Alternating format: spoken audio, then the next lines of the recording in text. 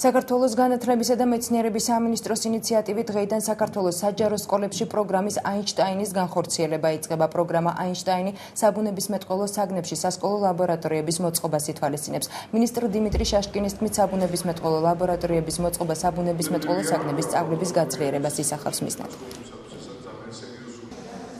ჩვენ ვიწყებთ ახალ პროგრამას, რომელსაც ქვია ალბერტ აინშტაინის პროგრამა, რომლის ფარგლებში საქართველოს საჯარო სკოლებში იქნება ჩამოტანილი გერმანიიდან და სხვადასხვა ევროპის ქვეყნებიდან სპეციალური ლაბორატორიები ქიმიაში, ფიზიკაში და ბიოლოგიაში.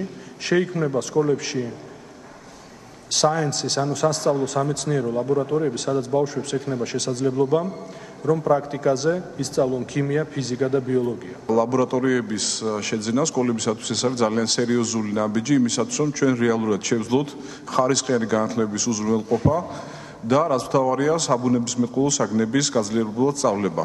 ის ფაქტი, რომ ეს საქართველოს ყველა საჯარო სკოლაში, ასე ვთქვათ, შევა ეს პროგრამა, მეტყველებს, რომ საბუნებისმეტყველო საგნები არის პრიორიტეტი არა მარტო სპეციფიური სკოლებისთვის, ისეთი როგორც არის, ასე ვთქვათ, მაგალითად ეკოა სკოლა კომაროვი და ქუთაისის ფიზმატი, არამედ ნებისმიერი საჯარო სკოლისათვის.